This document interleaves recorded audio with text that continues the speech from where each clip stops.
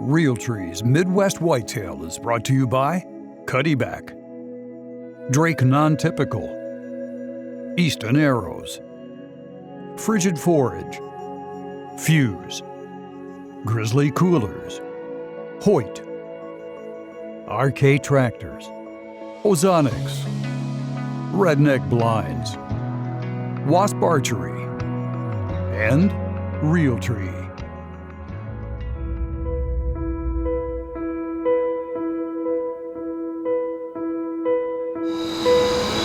It's about 5:15, and I'm just now getting settled. I forgot how long it took to get everything situated up here in this tree.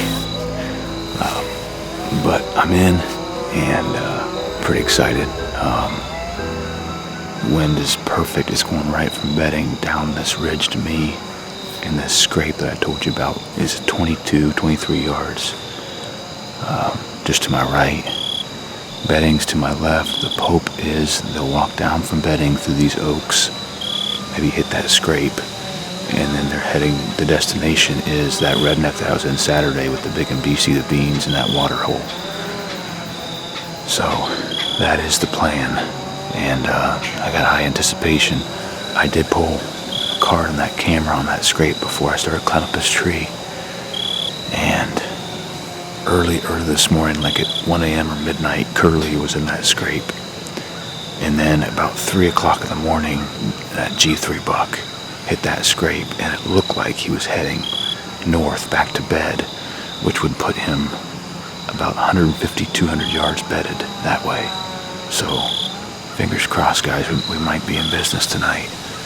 It's going to be a hunt full of high anticipation just for early movement, so we shall see what happens. I'm going to sit back and enjoy this, and hopefully we can get it done tonight. It's all for early, like I said. It's only October 4th, but with a front like this and bucks in this area, you never know. Could happen.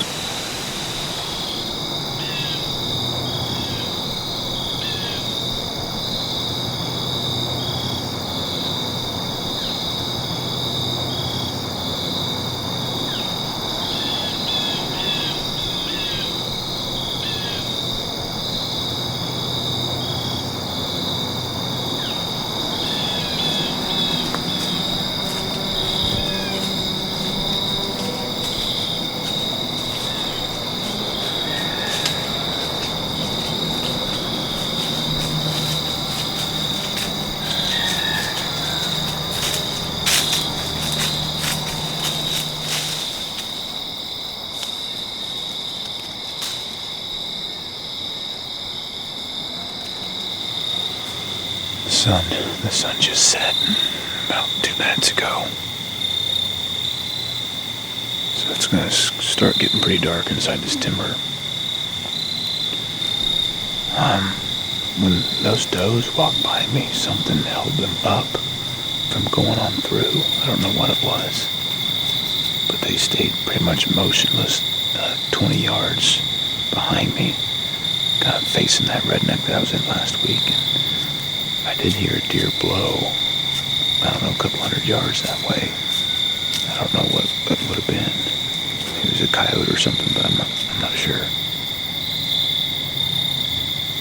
But then those does worked their way back and kind of came down in front of me and went back to the bedding, kind of in a hurry. So I'm not quite sure what that was all about, but that was kind of a bummer. Probably got, I don't know, 15 minutes of shooting light left, so something could still happen between now and then.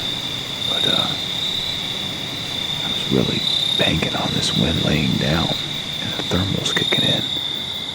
This north wind's wrapping around this ridge and kind of swirling a little bit, but that's the way it goes. Anyway, I'll sit tight here till dark. If I see anything, I'll show it to you. But if not, might be a few days before I get back out.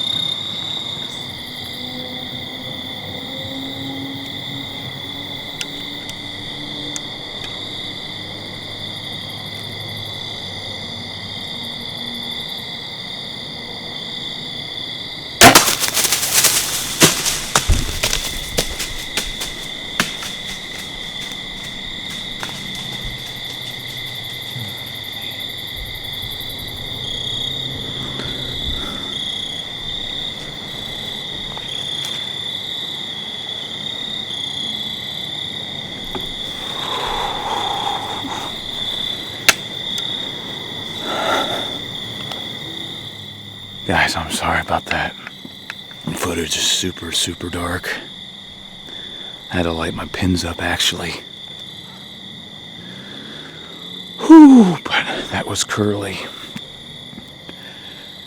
And I think I got a pretty good shot out of him. I think I heard him crash. He came out right at last light, guys. And he got to he was like 8 yards. And I went to pull back and my bow dinged the side of my stand here.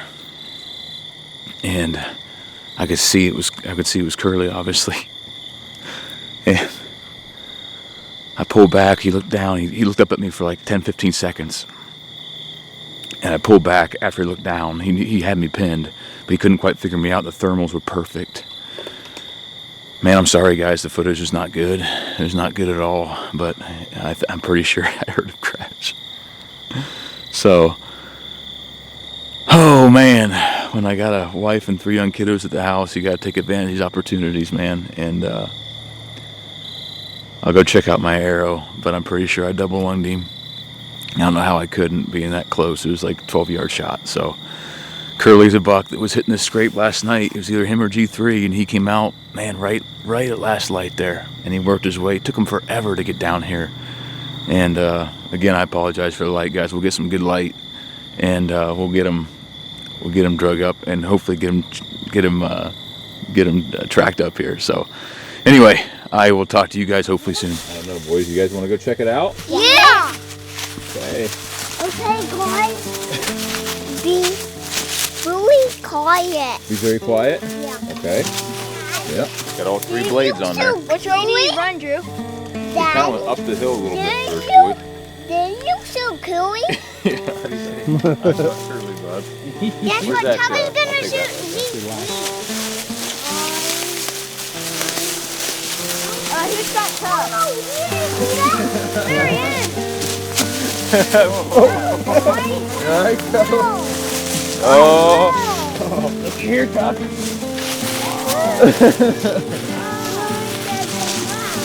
you want to check him out? No, he's that. I know. Look at him. Look at that foot.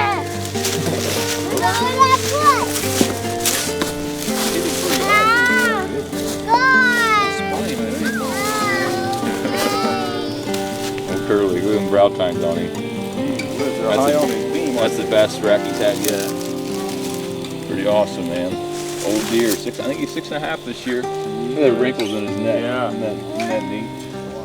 Hey guys, it's the next morning after the hunt, and finally got some good light to show you what Curly really looks like. And again, he came in right at last light last night, and the footage was not good at all. But with a 8-yard shot, man, I just couldn't pass it up. He's a beautiful deer, 6.5-year-old, 8-point. He's always had these tall, kind of sweeping knife-like brow tines. He got the name Curly because as a 3-year-old, one of these G3s came up and kind of curled up a little bit. I have the shed back at my house, but anyway, I'm actually sitting. I have him on the scrape. The scrape is right here in front of me that he was coming to hit, and this camera was showing him hitting this scrape 2, maybe 3 times in the last 48 hours. October cold front, 25-degree drop from Thursday to Friday, and switched from a southwest to a northeast wind.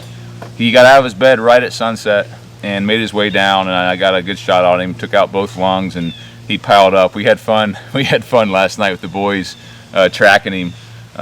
But beautiful deer. He has a beautiful cape on him, real kind of hairy forehead, big Roman nose on him. He's 6.5-year-old deer, and it's cool to see deer to get to this age and reach their full potential. This is his biggest rack yet, but I can't stress enough the cold fronts that hunt in October, and how it gets these buck on their feet just early enough to get a shot off. And anyway, it was fun. It's kind of bittersweet in Ohio. You only get 1 buck tag, so my buck hunting's done for the year, and get to focus on my family, focus on some does later in the season, But it was short and sweet, but it was sweet, man.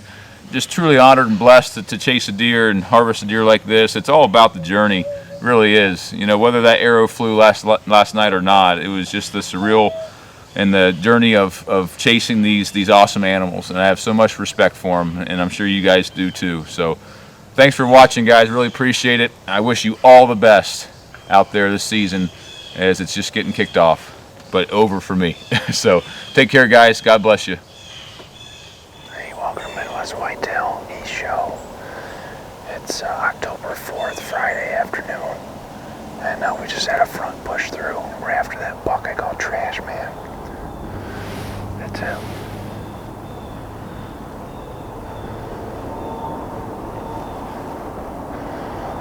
He's got another one with him.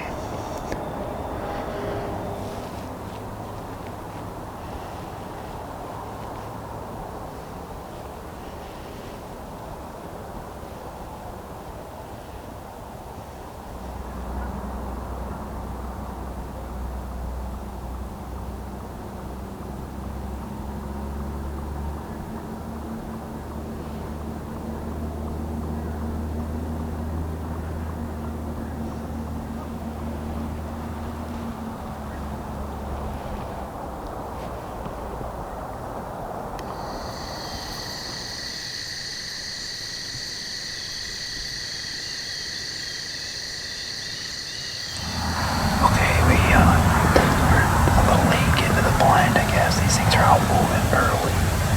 They're about 100 yards from us, and we're trying to decide which way to go here with this corn.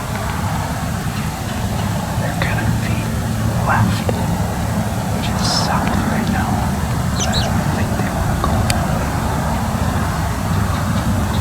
So I gotta make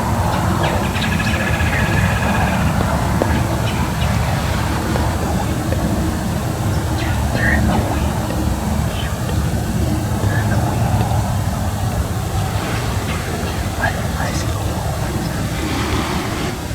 Alright, it's October 7th.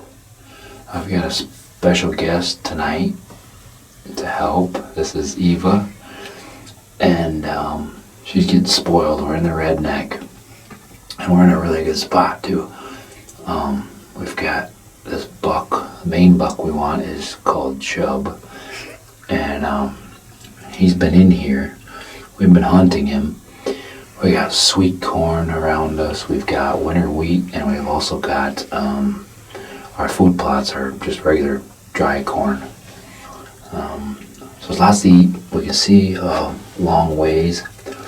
We've had some good bucks in here. This is where they're all at, so maybe you will try to film. What do you think? Maybe. Okay. Right now we're chasing flies around. They're annoying in here, so deer should be out soon.